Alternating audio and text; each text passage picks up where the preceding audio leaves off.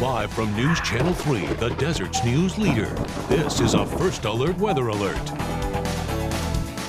Thanks for joining us today at noon. I'm Jeff Stahl. We have a lot to get to, so let's get right now to the flooding, the destruction, the road closures as well from Tropical Storm Hillary. Take a look at this. The trail of destruction left behind by Hillary can be felt and seen across the Coachella Valley today at noon.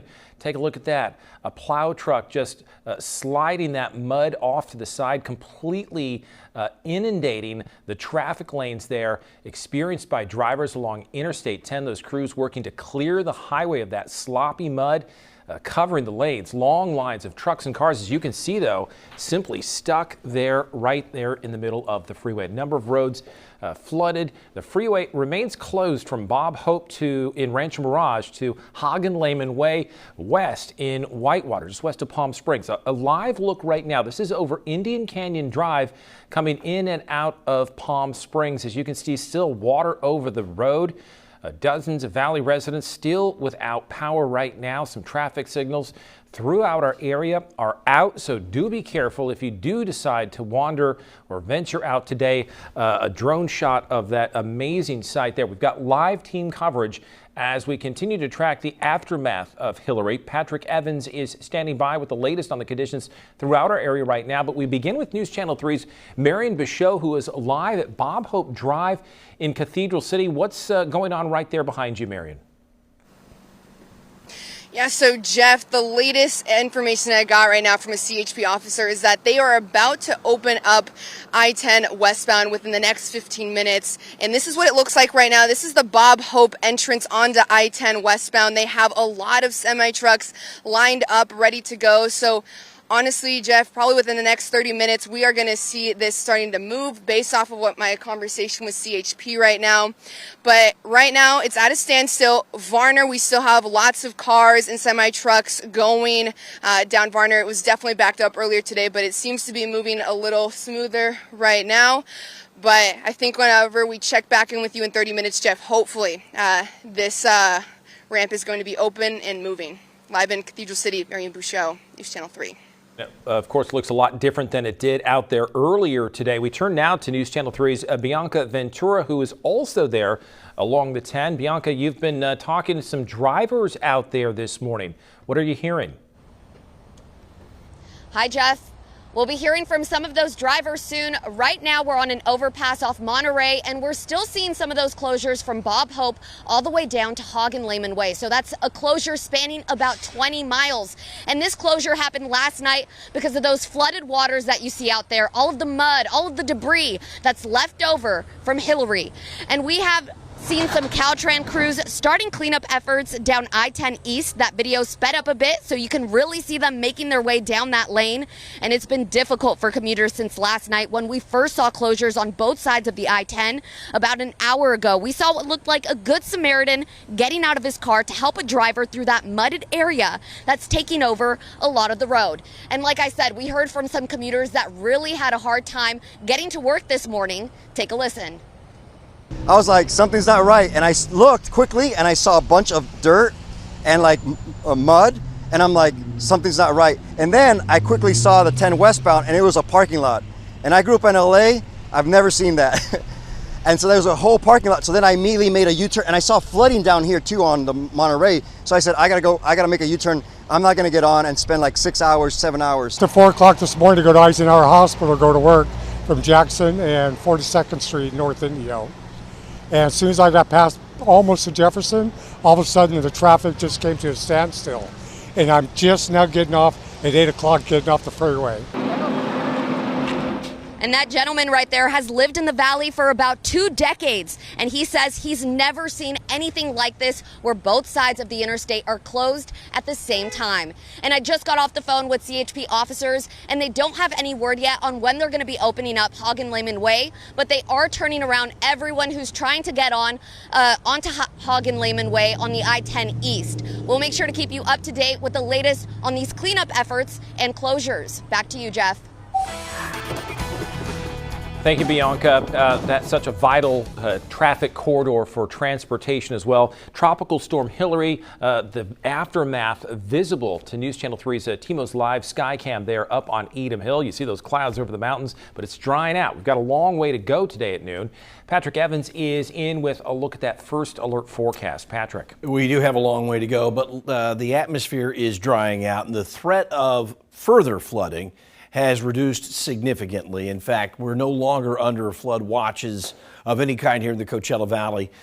This is the view from Joshua Tree. You can see the clouds out there. We're going to continue to see that development. It's just, pardon me, it is just enough moisture out there that we're going to continue to see the potential for some thunderstorms popping up. Now, the flood watches have retreated to the north, and there's some flood warnings as well up around Vegas and in just a little portion of California. But the atmosphere for us drying out a little bit. Possibility of thunderstorms popping up today. The bulk of this moisture now has cleared the region. You are seeing a line of very light showers coming down through Arizona, but nothing going on here. If we see thunderstorms, they're going to be more likely in the mountains today. So the threat of further rainfall that would add to the flooding, that has diminished significantly. We're essentially in the clear of that. We're expecting temperatures today to be in the very muggy high 80s, maybe a few low 90s.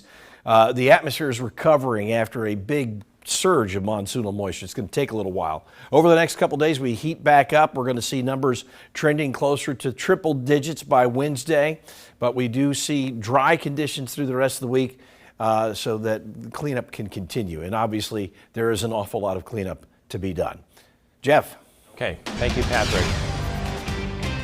And we have continuing coverage on breaking news. We showed you here this morning out of Palm Springs, a train derailing along the Union Pacific freight lines. Officials with Union Pacific reporting that 2 routes are closed right now in and out of the Los Angeles basin due to washouts and floodwaters over the rails. This is right there almost under the Gene Autry overpass as you travel south from I-10 toward Palm Springs. That road is closed, of course, and that is another reason why you can still see those train cars off the tracks, water flowing around them. It's slowing down the employees of Union Pacific, their abilities to get to work and operate the company's trains safely because they're having a hard time navigating local roadways that have also been shut down. It's also impacting the rail transport of goods throughout our area and on to the east. Now, do stay with News Channel 3 on the air and online for the latest details on this train derailment in Palm Springs.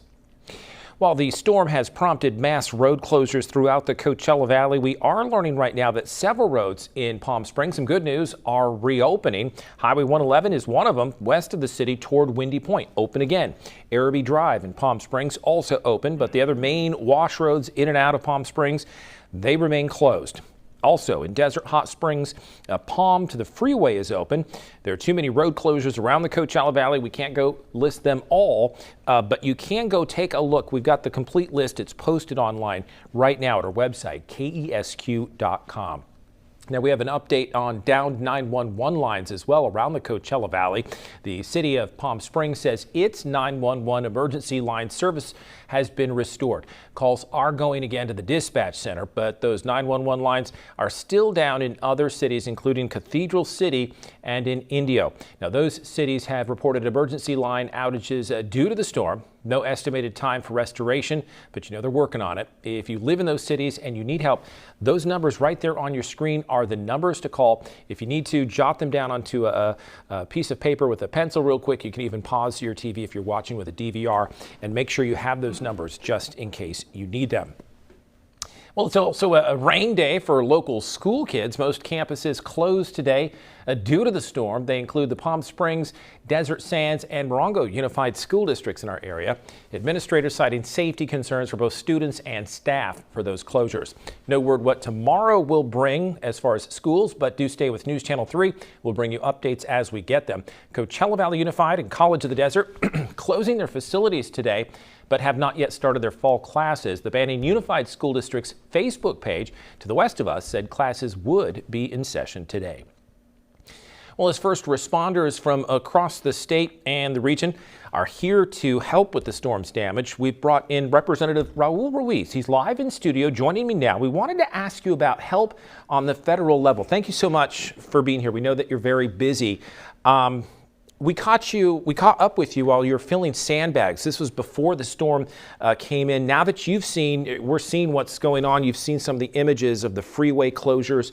What federal resources are going to be helping getting the freeway and some of these things moving again for the people? Yeah, well, first of all thanks and gratitude to the first responders and to the workers out there clearing the roads for us. It's still a dangerous situation, so people should be alert and know how to keep themselves safe.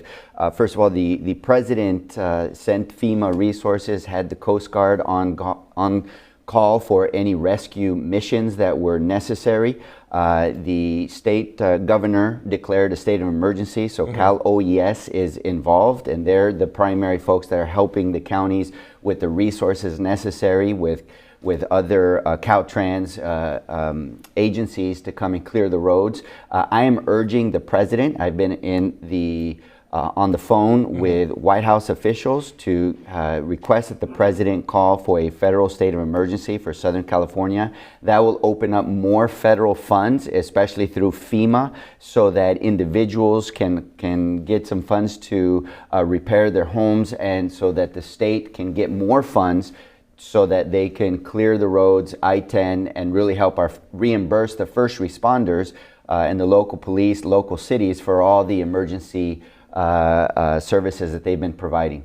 Now, we're showing you right now, Representative, this is overhead video of Cathedral City, some devastating flood video. I mean, look at those tractors. They're going down the road, scooping up very deep flows of mud and other debris. It's devastating aerial video. This was taken just hours ago in this neighborhood there in Cathedral City. What's your reaction to this? What kind of help can these people expect from the government? Look, that's very impactful there. You see that and you realize that it's not over. We have a lot of thick, heavy mud. That's why the desert is different than other areas that are used to hurricanes.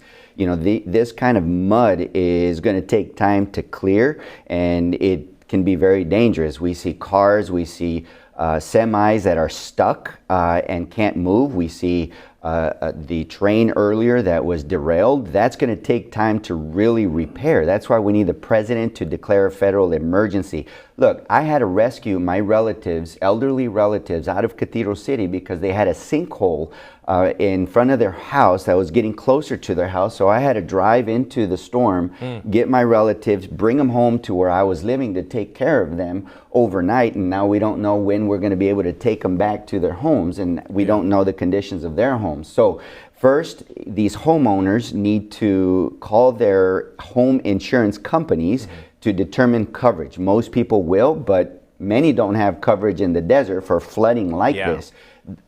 The governor declared a state of emergency, so Cal OES, the Office of Emergency Services, can have funds to help those individuals through the county, as well as from that to them directly. Now we need the president to declare a state of emergency so that FEMA funds can be open to individual homeowners as well for disaster relief aid. That's what we're working on. I'm fighting for our local communities. I'm out there with our communities to ensure that we get the resources, but most importantly, to spread the word to stay safe. Yeah.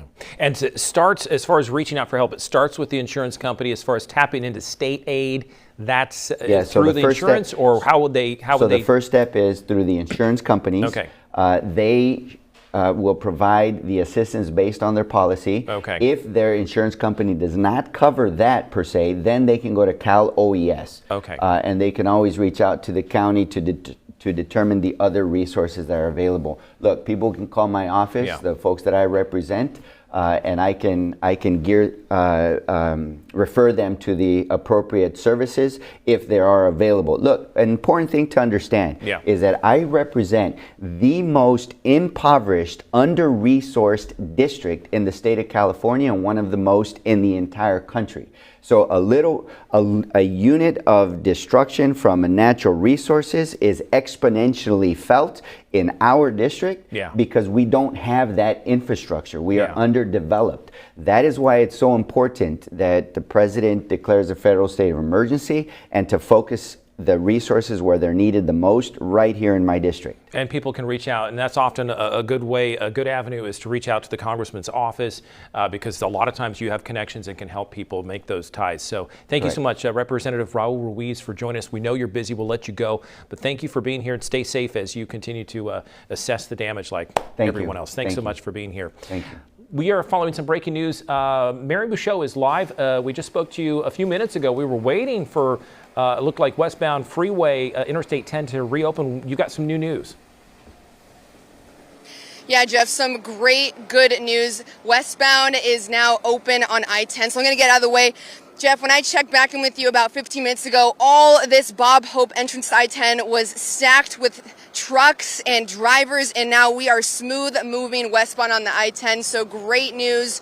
There's not debris on the westbound I-10, and now all the truck drivers that were stuck in the Thousand Palms area are starting to make their way off the Bob Hope ramp.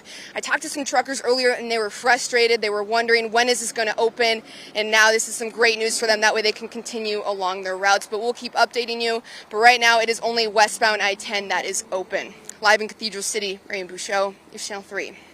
Definitely a positive image to see the westbound lanes, at least they're opening. It looks as though the eastbound, they still have some work to do to clear off those traffic lanes. Do stay with News Channel 3. As you just saw, we showed you westbound I-10 reopening throughout portions of the Coachella Valley. We'll bring you the latest updates on eastbound openings as we get that information.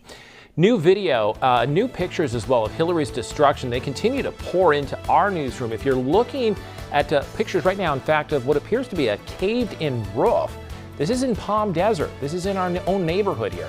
Coming up next on News Channel 3, the newest details as the Coachella Valley continues to dry up and dig out from this storm. You're watching the Desert's news leader.